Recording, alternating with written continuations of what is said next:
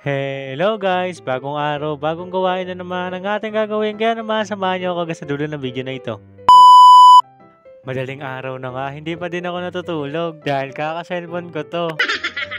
Tulog na nga lahat ng tao dito, ako na lang yung gising. 2:19 AM na po na madaling araw, hindi pa din ako natutulog. Nakakaramdam din kasi ako ng gutom kaya naman hindi pa ako makatulog.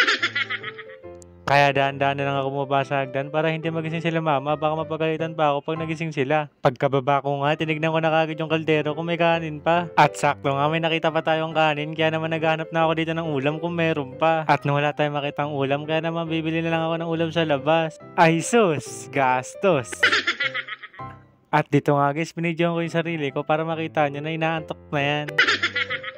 Lumabas na nga ako ng bahay para maghanap ng tindahan para may mabili na ako ng ulam. Kaso hindi ko lang alam kung may nagtitinda pa kasi anong oras na din naman. At naglakad-lakad lang ako ng konti at may nakita na rin ako tindahan. Bumili pala ako dito ng itlog tsaka Shanghai kaso ang binigay sa akin ay hotdog tsaka Shanghai.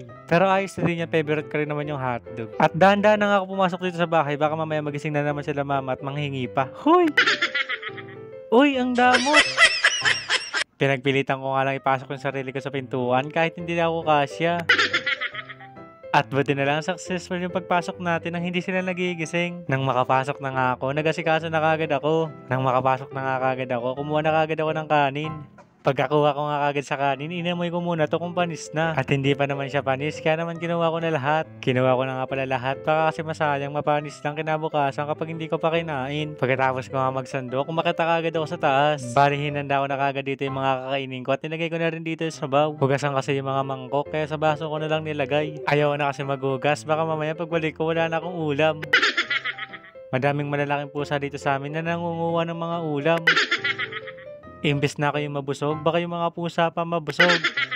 Habang kumakain nga ako dito, hindi ko na malayo na tumutulo na pala yung sabaw papunta sa baba. Buti na lang naagapan ko pa yung pagpunas, baka mamaya tumulo ka lang mama at magising. Buti na nga lang hindi mainit yung sabaw, kasi kung mainit yung sabaw ay naku, yari. Pinilisan ko na nga lang yung pagkain, baka mamaya maabutan pa akong kumakain. Pagkatapos ko nga kumain, niligpit ko na kagad to at binaba. Tulad nung una, dahan-dahan nung ulit ako bumaba. Nag-iingat din ako bumaba, baka mamaya mapatid na naman ako at malaglag tong hawak ko. At busog na naman ang person. May paganyan-ganyan pa.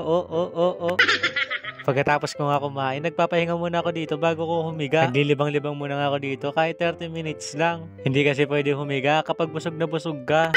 Bali, inaantay ko na nga lang na antukin ako para makatulog na kagad ako. Pinapanood ko muna nga dito yung iba kong vlog. Tinitignan ko kung ano i-upgrade ko sa sarili ko. Update ko nga kayo dito guys, 3 o'clock na pala. Kaya naman matutulog na ako. At hanggang dito na lang guys. Please like, follow, and share. Bye-bye!